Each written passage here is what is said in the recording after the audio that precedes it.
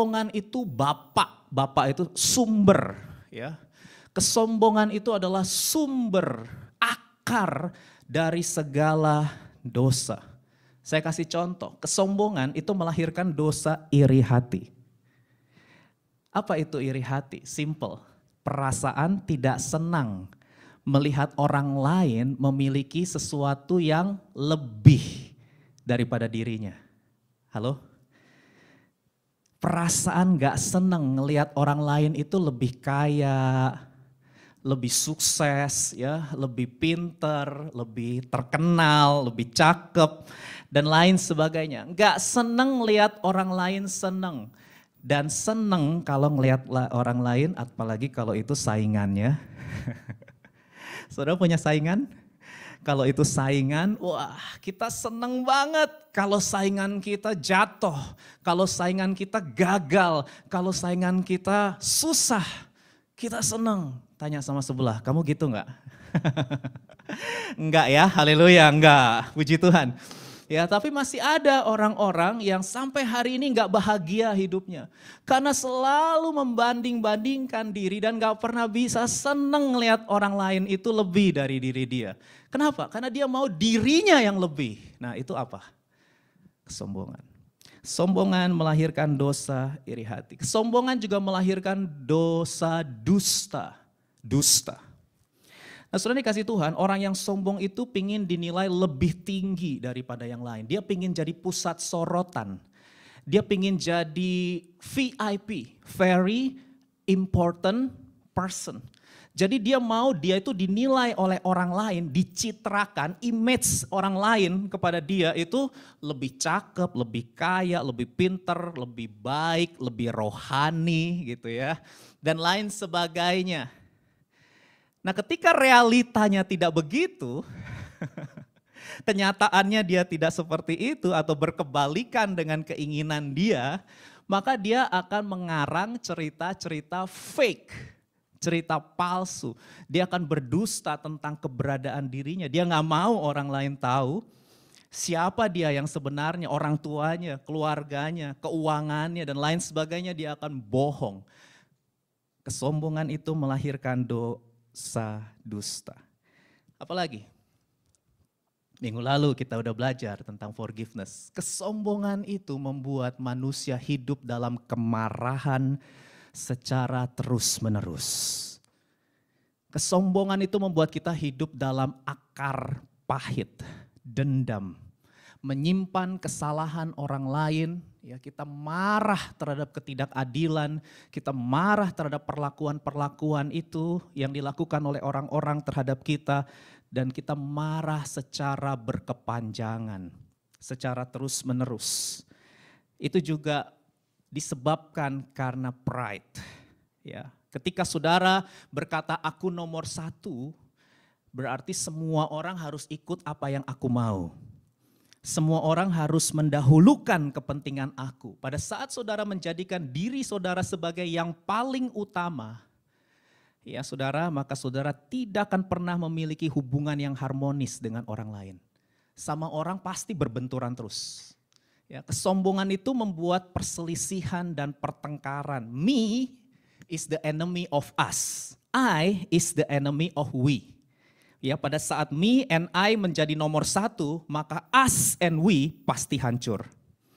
Nah ini menjadi sebuah refleksi buat saya juga. Ya, ini bukan sesuatu yang mudah, saya sendiri belum sepenuhnya bebas dari area ini saudara ya. Saya pun masih bergumul. Mari kita sama-sama berdoa minta anugerah Tuhan. Memampukan kita untuk lepas dari kesombongan. Nah saudara yang dikasihi Tuhan, mari kita evaluasi. Jangan lihat orang lain ya, tapi mari kita cek diri kita sendiri ya. Apakah saudara adalah orang yang mudah tersinggung?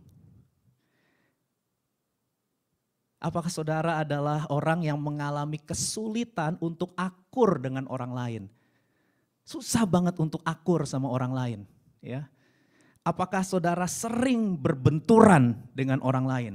Dengan keluarga berbenturan, dengan teman, sahabat berbenturan, dengan orang gereja, dengan pendeta berbenturan juga, dengan rekan kerja di kantor, bisnis berbenturan.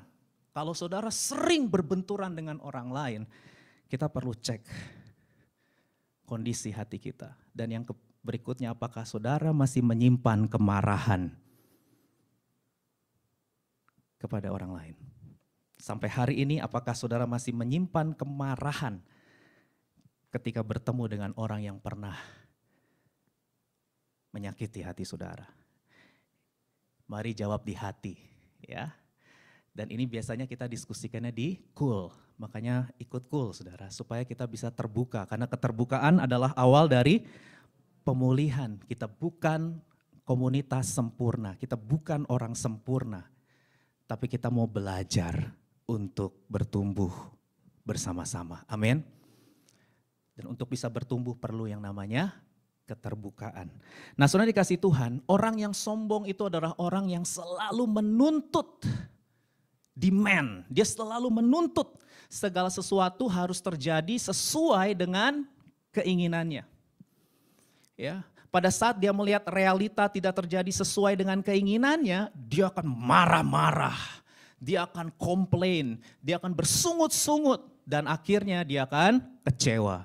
Kecewa dengan orang, kecewa dengan situasi keadaan, kecewa dengan gereja, kecewa dengan, dan ini yang paling bahaya, kecewa dengan Tuhan. Nah saudara, kenapa orang bisa kecewa sama Tuhan? Karena dia berpikir Tuhan itu harus selalu mengikuti apa yang dia mau. Tuhan itu berhutang, dia merasa dia itu telah berjasa kepada Tuhan. Hati-hati ya, hati-hati nih. Ketika saudara merasa saudara berjasa kepada Tuhan, ketika saudara merasa Tuhan itu berhutang kepada saudara, karena saudara orang baik, orang yang berjasa ya. Dan pada saat saudara menuntut sesuatu dari Tuhan dan Tuhan tidak mengikuti apa yang saudara inginkan, tidak mengikuti apa yang saudara mau, hati-hati, banyak orang kecewa dengan Tuhan. Kenapa begini Tuhan? Why me Lord? Why bad things happen to me? Nah, itu hati-hati. Ya, kita mulai mempertanyakan, harusnya tuh gini Tuhan, gimana sih ini, ada Tuhan atau enggak sih di dunia ini? Wah, kita mulai mempertanyakan eksistensi Tuhan. Karena kita melihat realita yang tidak sesuai dengan tuntutan kita. Hati-hati saudara. Ya, hati-hati. Kita semua perlu terus merefleksi diri kita. Orang yang merasa dirinya telah berjasa kepada Tuhan, itu biasanya adalah orang yang gak sadar akan dua hal. Yang pertama, orang itu gak sadar akan kekudusan Allah yang sempurna, God holiness. Dan yang kedua, orang itu gak sadar keberdosaannya di hadapan Allah. Hati-hati saudara. Dan yang paling fatal, kalau orang gak sadar keberdosaannya di hadapan Allah, ini yang paling fatal. Orang itu akan menolak anugerah keselamatan di dalam Yesus. Mereka tolak juru selamat. Mereka bilang, I don't need a savior. Aku gak butuh juru selamat. Aku gak butuh anugerah keselamatan. Kenapa orang menolak juru selamat? Kenapa orang menolak anugerah? Karena mereka berpikir mereka bisa diterima di sisi Tuhan yang Maha Esa. Mereka bisa masuk surga dengan hasil usaha mereka sendiri. Dengan berbuat baik, dengan hidup bermoral, apalagi dengan melakukan kewajiban-kewajiban agama, dengan hidup saleh, amal ibadah diperbanyak, dengan rajin beribadah misalnya, ya aku bisa masuk surga, aku bisa diterima di sisi Tuhan, aku gak butuh pengorbanan sang juru selamat di atas kayu salib. Apa itu? Ya, aku gak butuh sang juru selamat, aku gak butuh anugerah keselamatan, aku bisa masuk surga, aku bisa diterima di sisi Tuhan dengan hasil usahaku sendiri. Itu belief system saudara. Orang yang merasa dirinya baik, selalu benar, biasanya ini orang-orang alim nih. Ya, orang-orang alim, gak pernah neko-neko, gak pernah macam-macam ya. Alim, baik ya. Ketika saudara merasa diri saudara baik dan benar, maka saudara adalah orang yang paling sulit menerima anugerah keselamatan di dalam Yesus. Kenapa? Karena saudara gak bisa melihat diri saudara itu berdosa di hadapan Allah. I'm fine, I'm okay, I'm a good person. Dari bayi sampai sekarang kayaknya gak pernah mencuri, gak pernah berzina, gak pernah berdusta dan lain sebagainya. Ya aku anak baik, anak alim. Ya kenapa aku membutuhkan anugerah? Oh orang itu akan susah, sangat susah mengerti amazing grace. Oh gak ngerti dia konsep amazing grace. Ya gak ngerti. Hati-hati saudara. Kita berhadapan dengan orang-orang seperti itu. Nah, hari ini saya mau kita siapkan catatan kita, karena kita semua adalah murid Tuhan Yesus, dan salah satu tanggung jawab murid Yesus adalah belajar ya, belajar kebenaran firman Tuhan. Dengan mencatat itu artinya saudara menghormati firman. Dengan mencatat itu artinya saudara serius mau melakukan firman Tuhan. Dan kalau sudah lakukan firman Tuhan, maka saudara pasti akan bertumbuh dewasa menjadi serupa dengan Tuhan Yesus. Amin. Ya, karena di gereja ini saudara akan digembalakan menjadi pribadi yang serupa dengan Tuhan Yesus dengan visi Raise Up, Reach Out, Impact. Nah, saudara dikasihi Tuhan, hari ini saya mau share mengenai makna kerendahan hati menurut Alkitab, bukan menurut orang lain, bukan menurut dunia. Dunia juga punya definisi tentang kerendahan hati ya. Orang rendah hati itu halus bicaranya. Orang rendah hati itu kalau ketemu orang nunduk-nunduk ya. Itu dunia juga punya ini sendiri ya. Orang rendah hati kalau dibilang, kamu cakep ya, enggak aku jelek. Kamu pinter ya berprestasi, enggak aku goblok, aku bego. Oh itu rendah hati ya. Padahal memang pinter, tapi ketika dibilang pinter, enggak aku bego. Ya ada yang bilang itu rendah hati. Ya, jadi orang rendah hati itu selalu bilang aku jelek, aku bodoh. Ya kalau dibilang dipuji orang, enggak, aku enggak begitu. Padahal di hatinya, yes, betul. Ya, jadi hati-hati, rendah hati ini bukan bicara penampilan luar, tapi rendah hati bicara sikap hati. Dan sikap hati yang tahu siapa? Hanya Tuhan dan orang itu sendiri. Ya, kita bisa bilang orang ini rendah hati, belum tentu. Nah sekarang kita mau lihat orang yang rendah hati menurut firman Tuhan. Sekali lagi ya, menurut Alkitab ada dua saudara yang hari ini mau saya share. Yang pertama, orang yang rendah hati adalah orang yang menyadari dan mengakui akan anugerah, kasih karunia Tuhan. Yohanes pasal 15 ayat 5, Tuhan Yesus berkata, aku pokok anggur yang benar, kamu ranting-rantingnya, dan di luar aku, kamu tidak dapat berbuat apa-apa. Far apart from me, you can do nothing. Wah, saudara, nggak mudah ini. Ya, nggak mudah, saudara ya. Banyak orang tidak menyadari dan tidak mau mengakui bahwa hidupnya sampai hari ini itu adalah anugerah Tuhan. Itu adalah kasih karunia Tuhan. Oh, mereka susah terima kebenaran ini. Di luar Yesus kita tidak dapat berbuat apa-apa. Di luar Tuhan, tanpa Tuhan yang di sampingku, ku tak mampu sendiri. Aku gak mampu. Oh ini susah saudara. Karena natur berdosa kita, tahu? Natur berdosa kita adalah kita selalu jadi pusat segalanya. Jadi untuk mengakui hal ini, menjadikan Tuhan sebagai pusat, sebagai yang utama, ini bukan hal yang mudah. Bukan hal yang mudah. Apalagi kalau saudara punya kepintaran, cerdas, saudara kaya, banyak uang, saudara punya banyak skill, saudara bakatnya, keterampilan saudara banyak, saudara punya kelebihan. Ini lebih susah lagi mengakui Tuhan. Lebih susah lagi ya. Biasanya kata Karl Marx ya, orang-orang miskin, orang-orang bodoh, orang-orang yang percaya Tuhan tuh katanya orang-orang yang susah, orang miskin, orang bodoh. Tapi kalau orang udah makmur, udah kaya, makanya kita perhatikan di negara-negara yang makmur, di negara-negara maju, itu orang-orang ateis banyak sekali saudara. Karena mereka berkata tanpa Tuhan, ini hasil usahaku. Aku bisa kerja, aku bisa sukses seperti sekarang ini. Aku bisa berprestasi seperti sekarang ini. Itu karena hasil usahaku. Aku gak perlu bersyukur kepada Tuhan. Oh gak ada Tuhan. Ini semua adalah hasil kerja kerasku. Jadi kalau mau bersyukur, bersyukurlah pada aku. Yang bisa mencapai kesuksesan dan keberhasilan sampai hari ini. Mungkin itu gak dikatakan, tapi itu ada di hati. Itu gak dikatakan biasanya, karena kalau itu dikatakan, ya kita langsung sombong banget. Ya. Tapi itu biasanya ada di hati, ya, bukan di mulut kita, saudara. Biasanya begitu.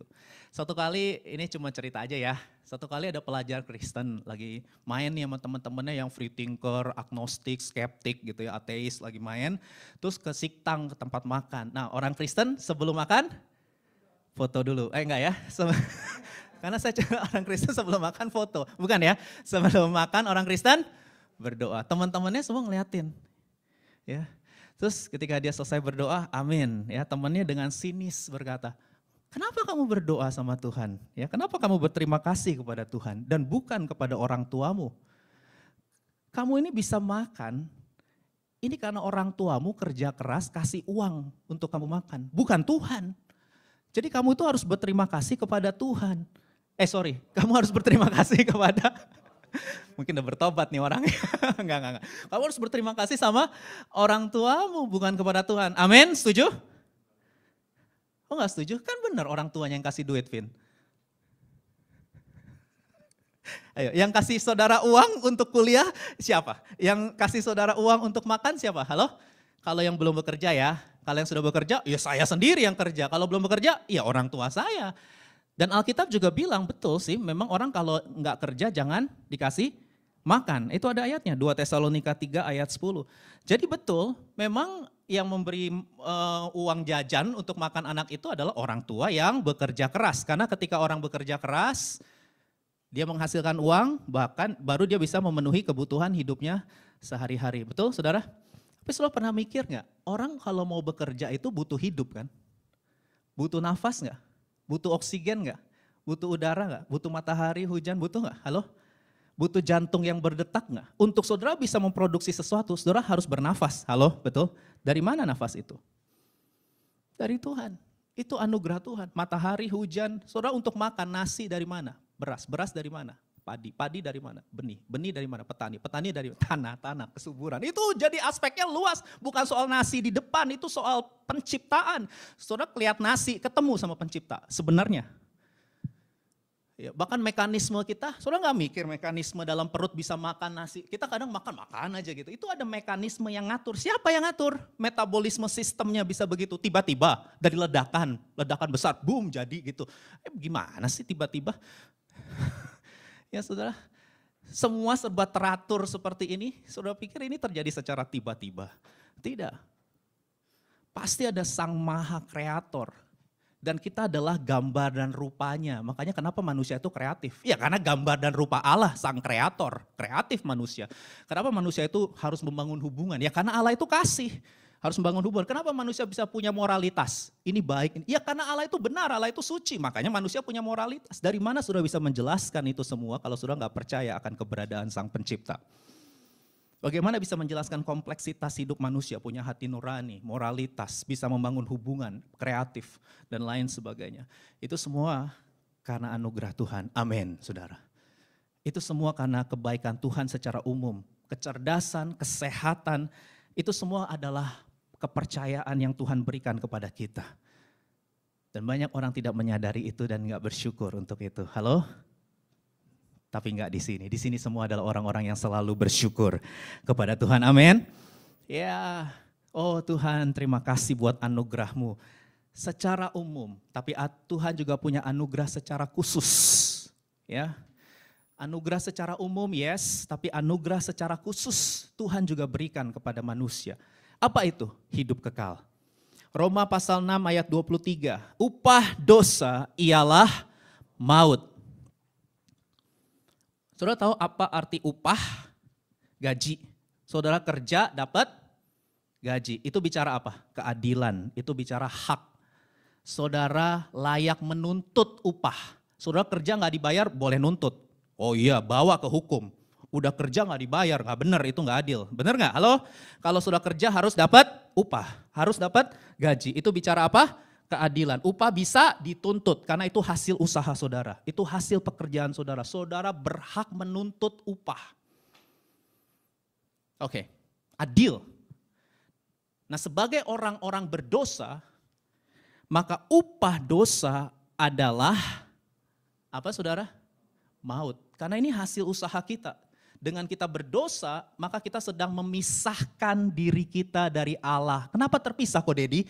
Karena Allah itu kudus, Allah itu suci. Allah nggak bisa bersekutu dengan dosa. Jadi pada saat saudara berdosa, itu artinya saudara sedang menjauh. Saudara sedang memisah, saudara sedang memutus hubungan dengan Allah. Itu arti dosa. Dan kalau saudara lakukan itu sampai akhir hidup saudara, maka saudara terpisah dari Allah untuk selama-lamanya. Itu keputusanmu sendiri. Itu hasil usahamu sendiri. Upah dosa adalah terpisah dari Allah selama-lamanya. Maut, penghukuman. Tetapi kita lihat karunia Allah ialah apa saudara? Hidup yang kekal. Jadi hidup kekal, apa itu hidup kekal? Hubungan dengan Allah. Hubungan dengan Allah selama-lamanya. Atau orang lebih kenal dengan istilah masuk sorga. Ya, orang lebih kenal dengan istilah masuk sorga. Tapi sebenarnya bicara loving relationship with God itu bukan upah. Itu bukan hasil usaha kita. Tetapi itu adalah, bahasa Inggrisnya bagus nih, the free gift of God. Ngerti nggak arti kata free? Apa itu free? Cuma-cuma. Tapi bukan berarti murahan ya. Halo? Wih, keselamatan itu cuma-cuma. Bukan berarti nggak ada yang bayar. Siapa yang bayar? Tuhan Yesus bayar di atas kayu salib. Makanya bisa diberikan secara cuma-cuma. Kasih Tuhan itu tidak murahan. Oh cuma-cuma, free. Jadi murahan, nggak murahan. Kasih Tuhan tidak murahan. Karena harganya dibayar lunas sempurna oleh pengorbanan Yesus, Sang Juru Selamat di atas kayu salib. Dan Yesus yang bayar dan dia tawarkan. Sekali lagi, dia tawarkan, Tuhan tidak memaksa. Karena saudaralah yang harus mengambil keputusan. Dan ini Efesus 2 ayat 8 sampai 9 harus hafal ya. Sangat amat penting dalam kekristenan. Efesus 2 ayat 8 sampai 9 yuk kita baca bersama 2-3.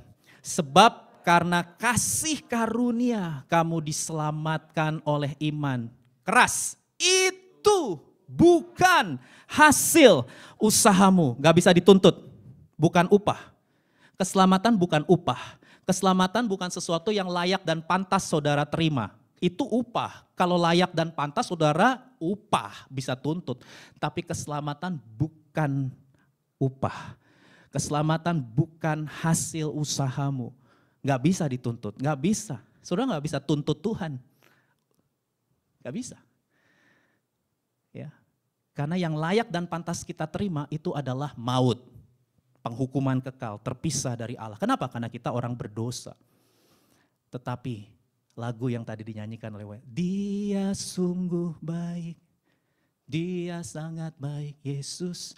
Dia baik bagiku, dia mati bagiku, dia bangkit bagiku, dia Tuhan Allah, itulah amazing grace.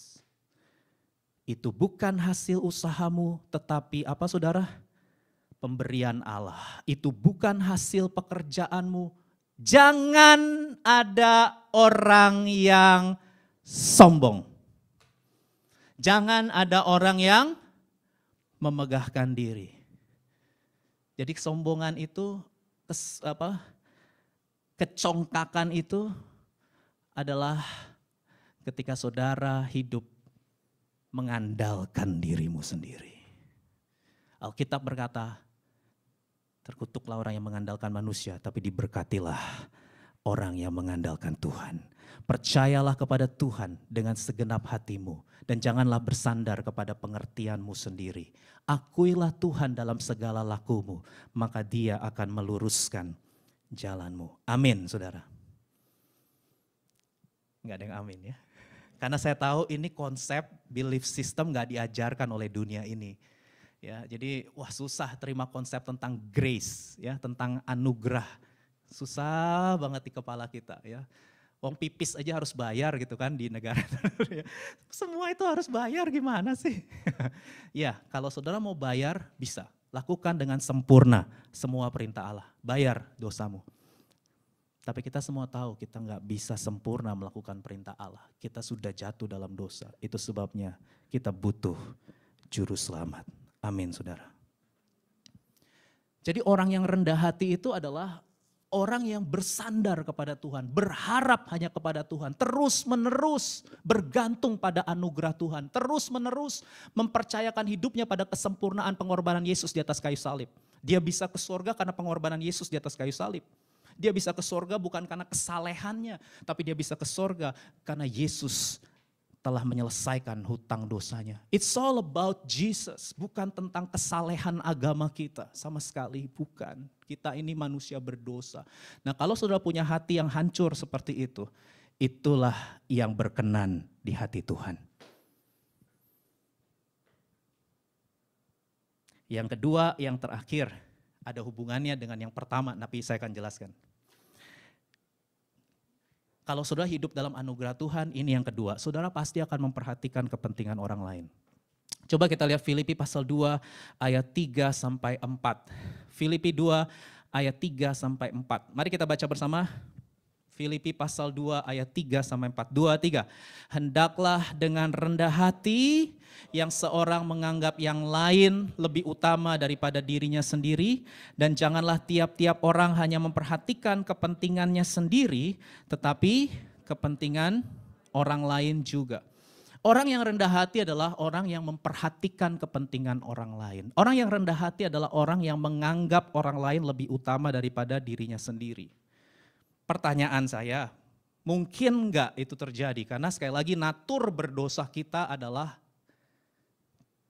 kecenderungan manusia setelah jatuh dalam dosa adalah dirinya yang jadi pusat. Dirinya yang harus diutamakan. Jadi mungkin enggak kita bisa mengutamakan kepentingan orang lain? Mungkin kalau saudara sudah lahir baru. Kalau saudara sudah menerima Yesus sebagai Tuhan dan Juru Selamat secara pribadi. Karena ketika saudara menerima Yesus, baru saudara bisa memenuhi pikiran, perasaan saudara dengan pikiran dan perasaan Yesus. Karena ayat 5-8 berkata, inilah solusi untuk kita bisa memperhatikan kepentingan. Gimana sih caranya kita bisa memperhatikan kepentingan orang lain? Ayat 5. Hendaklah kamu dalam hidupmu bersama menaruh pikiran dan perasaan yang terdapat di dalam Kristus Yesus. Saudara, sebenarnya, ini saya bicara ya, sebenarnya satu-satunya pribadi yang layak untuk menyombongkan diri, satu-satunya pribadi yang layak untuk menyombongkan diri itu hanyalah Tuhan Yesus. Loh, kenapa? Tuhan Yesus itu layak dan pantas menyombongkan diri, karena dia pencipta alam semesta. Yesus itu yang memiliki seluruh alam semesta. Jadi dia layak dan pantas sebetulnya, karena dia maha segalanya, dia punya segalanya. Tetapi dia yang punya segala-galanya itu tidak menganggap segala-galanya itu sebagai hak yang harus dipertahankan. Kalau saudara baca ayat 6, 7, 8, di sana dijelaskan Yesus yang setara dengan Allah. Yesus adalah Allah, pribadi kedua dari Tritunggal. Yesus yang setara dengan Allah itu turun, katakan turun. Mengosongkan dirinya, mengambil rupa seorang hamba dan menjadi sama dengan manusia. Bahasa Latinnya itu inkarnasi. Inkarnasi itu artinya Allah turun jadi manusia. Sang pencipta turun derajat jadi ciptaan. Itu inkarnasi. Itu bayangkan kerendahan hati Yesus. Saudara mau gak jadi anjing untuk beberapa bulan? Mau? Siapa yang mau berubah jadi anjing untuk beberapa bulan? Gak mau kita, padahal kita sama-sama ciptaan. Kita gak mau. Tetapi ini sang pencipta menjadi ciptaan, dikandung dalam rahim seorang ciptaan selama 9 bulan. Wah saudara, itu kerendahan hati. How low can you go? Itu ada iklan. Ya, Yesus itu turun saudara, ya, dan sebagai manusia dia turun lagi mengambil rupa seorang hamba. Hamba itu artinya budak, budak itu artinya melepas hak, budak tidak punya hak. Dia lepaskan hak saudara. Ini kunci nih, penting nih kata melepaskan hak, ini penting ini. Ya, karena membuat kita hidup dalam kemarahan terus menerus apa sih? Kita mempertahankan hak. Kita nggak mau melepas hak dan menyerahkannya ke Tuhan, nggak bisa. Aku nggak boleh disakiti, aku nggak boleh ditolak, aku nggak boleh mengalami kegagalan. Aku, dan aku. Tapi kalau kita belajar melepas hak, disitulah saudara menikmati ketenangan, kedamaian, dan kebahagiaan. Kalau saudara pertahankan hak, aku yang harus kontrol segala sesuatu. Begitu pandemi datang, jebret, waduh udah gak ada yang bisa dikontrol. Semuanya unexpected, saudara bisa depresi. Karena gak bisa kontrol lagi. Tapi kalau saudara serahkan kontrol kepada Tuhan, goncangan boleh datang, tapi itu akan membuat aku tetap mengucap syukur dan tetap bersuka cita di dalam Tuhan. Amin. Ku lepas semua hakku untuk mengenal kehendaknya di hidupku. Hak. Yesus turun lagi. Setelah jadi hamba, dia turun matinya di tempat paling terkutuk, yaitu kayu salib. Saudara, semua itu Yesus lakukan untuk menyelesaikan kehendak Bapa. Di atas kayu salib Yesus bilang, sudah selesai. Yesus lakukan itu untuk memberikan teladan, katakan teladan, mengenai kerendahan hati yang Tuhan inginkan. Bukan yang dunia ciptakan ya, dunia punya filosofi tentang kerendahan hati. Tapi bukan, kita sedang bicara kerendahan hati dari sudut pandang Tuhan. Yaitu ketaatan melakukan kehendak Bapa, mengutamakan kepentingan orang lain. Dan Yesus memberikan contoh itu. Roma 12 ayat 2, makanya di sini penting untuk kita tidak menjadi serupa dengan dunia. Dikatakan apa? Janganlah kamu menjadi serupa dengan dunia ini. Apa maksudnya serupa dengan dunia, Ko Dedi? Apa berarti kita nggak boleh makan nasi seperti orang dunia makan nasi? Apa berarti kita nggak boleh pacaran, nggak boleh kuliah, nggak boleh kerja, harus pergi ke gunung mengisolasi diri, pakai baju putih, kaos kaki putih, ya pakai topi putih dan semuanya serba putih? Nggak mau bergaul dengan semua, itu artinya serupa dengan dunia. Nggak usah kerja, nggak usah sekolah, nggak usah kuliah, nggak usah menikah, nggak usah berkeluarga, nggak usah punya anak. Halo, betul? Enggak, bukan. Bukan, ya, nggak serupa dengan dunia itu bukan berarti saudara berhenti dari semua aktivitas. Ini kan semua adalah anugerah Tuhan, tanggung jawab untuk kita mengelola bumi. Manusia itu diciptakan untuk mengelola bumi. Jadi harus sekolah, harus kuliah, harus kerja. Mau menikah, silahkan. Berkeluarga, yes. Berkeluarga, punya anak, oke. Alkitab juga bilang kok beranak cuculah dan bertahun. Jadi apa nih maksudnya tidak serupa dengan dunia? Saudara, tidak serupa dengan dunia ini dalam bahasa aslinya, itu bicara tentang belief system. Sistem kepercayaan. Nah, belief system dunia itu. Jangan serupa dengan belief systemnya dunia, dengan sistem kepercayaan. Because you do what you think and you think what you believe. Nah, dunia itu punya banyak belief system yang udah pasti ya. Karena dunia itu sudah jatuh di dalam dosa. Sistem dunia itu pasti melawan Tuhan. Sistem dunia itu pasti akan membawa saudara menjauh dari Tuhan, menolak Tuhan dan membuang Tuhan dari hidupmu. Itu sistem dunia. Sistem dunia akan membuat saudara nggak bisa mengasihi Tuhan dan mengasihi sesama manusia, nggak bisa. Ya, karena ada banyak sebenarnya, tapi saya mau bagi 3. Ini udah pernah saya bagikan, saya ulang lagi. Saudara, yang pertama adalah sekularisme. Sekularisme itu artinya God doesn't matter, Tuhan itu nggak penting. Hati-hati, itu belief system saudara. Dan sekarang makin banyak, di Korea ini sekitar 50 sekian persen penganutnya. Banyak saudara. Tuhan itu gak penting. God doesn't matter. Ya, aku gak peduli ada Tuhan, gak ada Tuhan. Bahkan gak ada Tuhan. Kita yang real-real aja lah. Yang real-real aja nih. Ya, gak usah ngomongin yang gak real. Gak real. Sesuatu yang gak kelihatan. Pokoknya yang benar itu yang kelihatan. Kalau gak kelihatan tuh berarti gak benar. Setuju? Halo, amin? Ya, ini nanti didiskusikan di Cool ya. Tapi ini belief sistemnya 50% negara-negara maju, saudara, Eropa, ya wah ya, negara Asia yang kaya-kaya. Ini belief sistem sekularisme kuat banget. Mereka nggak percaya surga dan neraka. Mereka nggak percaya kekekalan, life after death. Enggak, mereka bilang manusia ya dari sel bertumbuh, akhirnya mati ya mati udah kembali. Jadi debu udah selesai. Karena manusia itu materi, gak punya jiwa, gak punya roh. Materi kembali jadi materi. Itu mereka percayanya begitu. Manusia itu materi kembali menjadi materi. Selesai, udah.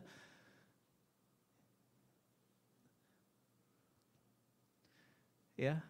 Nah saudara, Banyak belief system itu.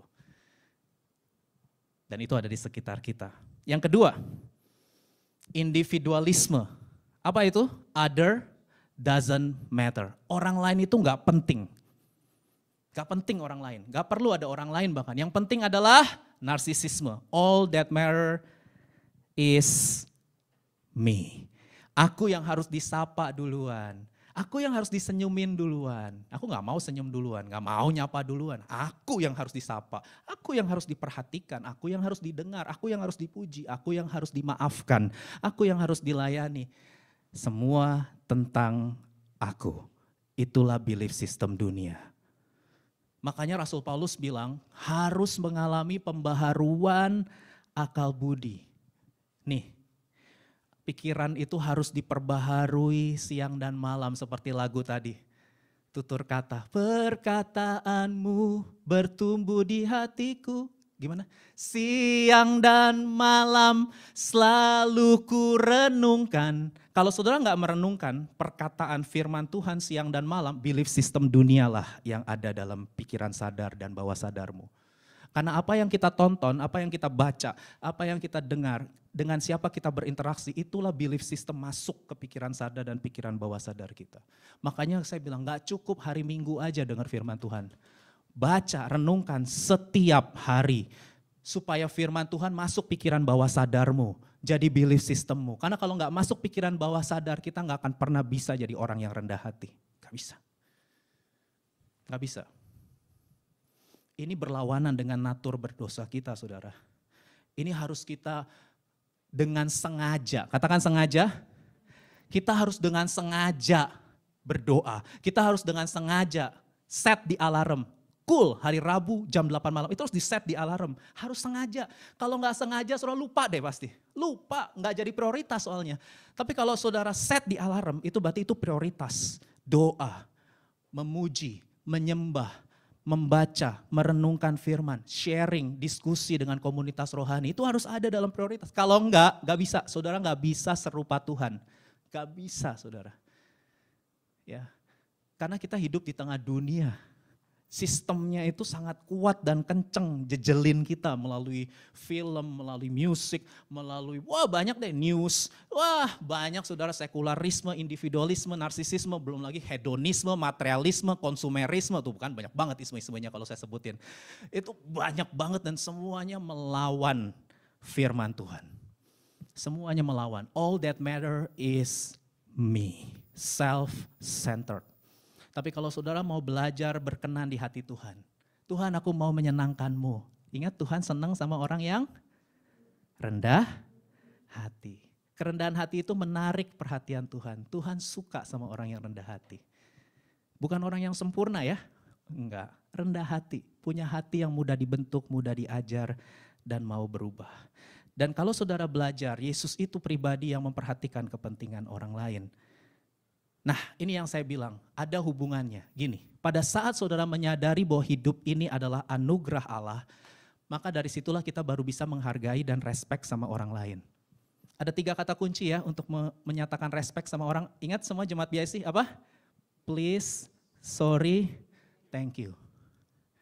3, kalau saudara mau belajar praktek, make others important, ya belajar pakai 3 kata kunci ini dalam relationship. Please, sorry, thank you.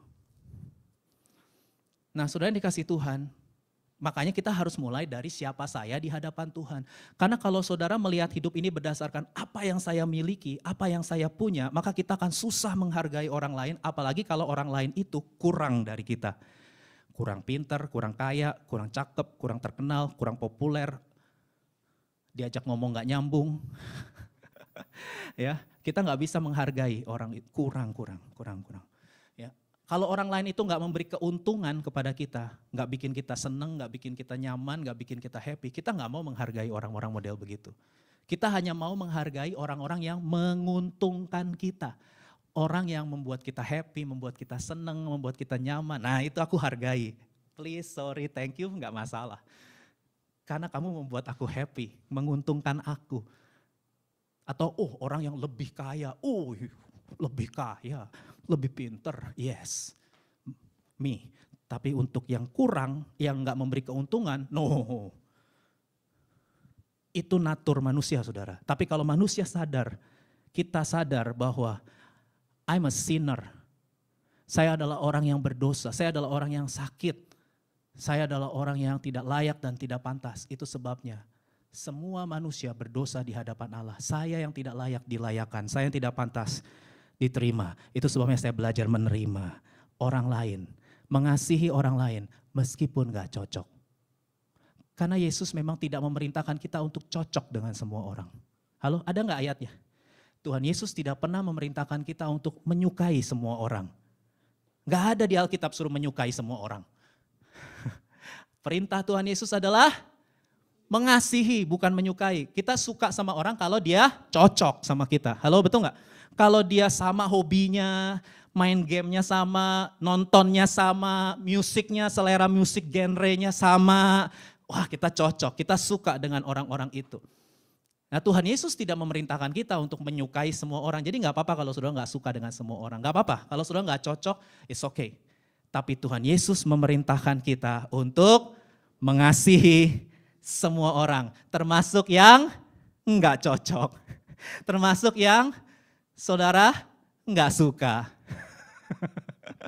Gak suka, tapi tetap Tuhan perintahkan untuk mengasihi. Apa sih kasih itu? Bacalah 1 Korintus 13 ayat 4-7. Itulah kasih. Kasih itu apa? Sabar. Gak cocok, sabar. Gak suka, sabar. Kasih itu apa? Murah hati. Gak cocok, murah hati.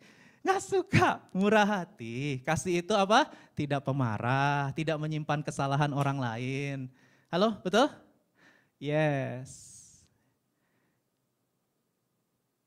Menyukai itu masalah kecocokan, mengasihi itu masalah komitmen karena kita sudah lebih dulu dikasihi oleh Allah. Kita mengasihi karena Allah lebih dulu mengasihi, kita mengampuni karena Allah lebih dulu mengampuni. Nah, kalau saudara sudah ngerti konsep ini, saudara gak akan keberatan untuk mengasihi orang lain. Saudara gak akan keberatan, kenapa? Karena kita dikasihi, kita diterima. Bahkan nih kalau mau fair ya, kita harus fair ya. Kita ini sama Tuhan sering gak melakukan kesalahan berulang-ulang. Fair nih, lakukan gak? Tuhan, aku udah minta ampun. Yes, diampuni. Minggu depan lakukan lagi. Sama, kesalahannya sama. Tuhan toleransi loh. Tapi kadang ada orang Kristen, bukan di sini. Bukan di sini. Widih, kamu sudah berulang kali melakukan kesalahan yang sama terhadap diriku. Cukup sudah 3 kali. 7 kali. No. Kata Yesus berapa? 70 kali 7 kali. Nggak mudah ya. Tapi bisa kalau saudara mau tinggal dalam kasih Tuhan. Karena yang memampukan kita adalah kasih Tuhan. Saya undang para pelayan maju ke depan. Kasih Tuhan yang memampukan kita, saudara. Kita nggak mampu dengan nggak bisa, saudara. Dengan kemampuan kita sendiri itu nggak bisa. Gak bisa. Tapi kita harus tinggal dalam kasih Tuhan.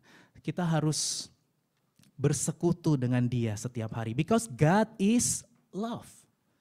Karena Allah itu kasih. Kalau saudara bersekutu dengan Allah yang adalah kasih, maka itu akan terpancar murah hati, tidak pemarah, tidak sombong, sabar, lemah lembut. Tidak mementingkan kepentingan sendiri, tidak mencari keuntungan diri sendiri, itu kan kasih kan, sifat kasih kan.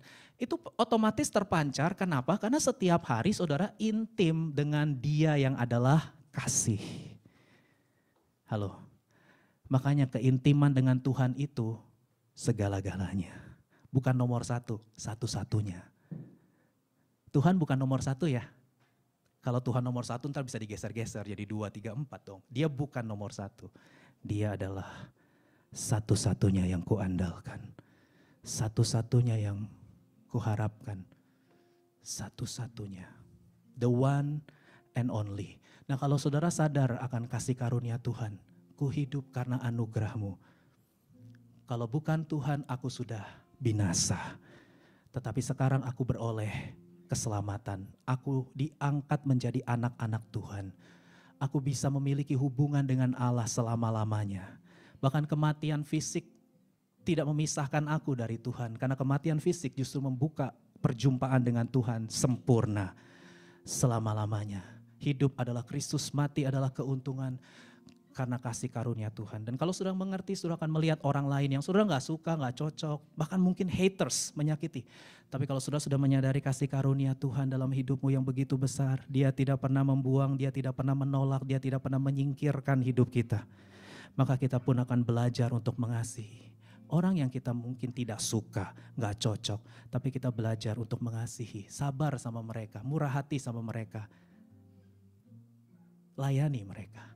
Seperti Tuhan sudah bermurah hati dan sudah sabar sama kita, sudah melayani kita sampai hari ini. Mementingkan kepentingan orang lain. Saya undang kita bangkit berdiri. Mari kita minta, Tuhan jadikan aku indah. Jadikan aku indah yang kau pandang mulia. Seluruh karyamu di dalam hidupku, Ajarku berharap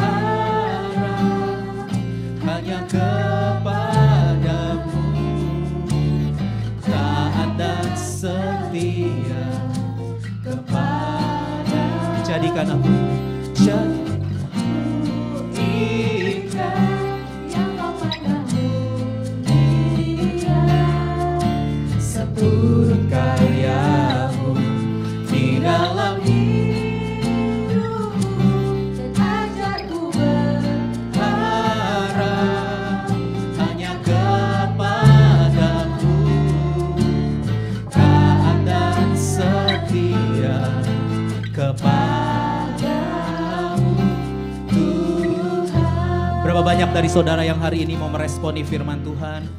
Saudara mau berkata, Tuhan ubah hatiku menjadi seperti hatimu Yesus. Yesus itu rendah hati saudara.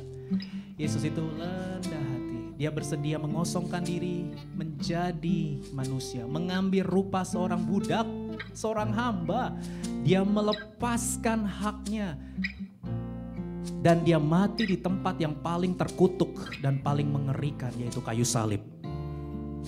Sakitnya bukan main, tapi dia mau lakukan karena kasihnya buat saudara dan saya. Yesus tidak menyerah untuk mengasihi kita. Yesus tidak pernah menyerah untuk mengasihi saudara dan saya. Kita ini berkali-kali melakukan dosa yang sama. Kita ini berulang-ulang kali mengkhianati janji kita di hadapannya. Kita mengkhianati saudara. Tapi dia tidak pernah buang kita, dia tidak pernah melepas kita, dia gak pernah menyingkirkan kita. Kasihnya selalu menerima dan mengampuni kita. Oleh karena itu hari ini belajar, hiduplah dalam anugerah, hiduplah dalam kasih karunia Allah itu. Disitulah engkau baru bisa memperhatikan kepentingan orang lain. Disitulah baru engkau bisa menganggap orang lain lebih utama dari dirimu sendiri. Disitulah engkau bisa mengampuni orang yang bersalah kepadamu. Disitulah engkau bisa respect, menghormati orang lain. Meskipun mereka tidak memberi keuntungan apa-apa terhadap diri kita. Ini bukan soal kami ya Tuhan. It's all about you. Ini semua tentang Tuhan. Dan kalau hari ini saudara mau menyenangkan hati Tuhan, saudara mau menyukakan hati Tuhan, saudara mau menarik perhatian Tuhan, Tuhan suka sama orang yang rendah hati. Kalau sudah mau, taruh tangan kanan saudara di dada, saya akan berdoa. Bapa di surga, aku berdoa untuk setiap orang yang menaruh tangan kanan mereka di dada. Tuhan, kami hidup dalam kasih karunia-Mu dan kami mau belajar mementingkan kepentingan orang lain. Penuhi kami dengan kasih-Mu, supaya hidup kami ini menyenangkan hati-Mu, menyukakan hati-Mu, memuliakan nama-Mu. Dan melalui perbuatan baik kami, orang-orang lain bisa melihat Bapa di sorga dan mereka juga memuliakan nama Bapa di sorga. Terima kasih Tuhan, urapi kami semua dalam studi, dalam sekolah, kuliah, dalam pekerjaan di marketplace, dalam bisnis, dalam berkeluarga. Apapun yang kami lakukan dengan segenap hati kami seperti untuk Tuhan dan bukan untuk manusia. Dan kami percaya Engkau akan memakai kami sampai akhir hidup kami boleh taat, dan setia kepada Tuhan kami. Dan sebentar kami pulang Tuhan, kami rindu terima berkat dari Tuhan. Mari buka hati, tengadahkan kedua belah tangan saudara dan terimalah berkat dari Allah kita yang rendah hati, dari Tuhan Yesus yang rendah hati itu. Tuhan menyinari engkau dengan wajahnya, Tuhan memberkati engkau dan melindungi engkau, Tuhan memberi engkau kasih karunia, Tuhan menghadapkan wajahnya kepadamu dan memberi engkau damai sejahtera. Pulanglah, kasihilah Tuhan Allahmu dengan segenap hati, jiwa, kekuatan, dan akal budimu. Dan kasihilah sesamamu manusia seperti engkau mengasihi dirimu sendiri. Mulai dari sekarang sampai Maranatha. Datanglah Tuhan Yesus, kami semua merindukanmu. Dalam nama Yesus, semua yang mau jadi pribadi yang rendah hati sama seperti Yesus yang rendah hati, sama-sama katakan amin. Tepuk tangan yang meriah buat Tuhan. Haleluya. Silakan duduk saudara, keep winning. God bless.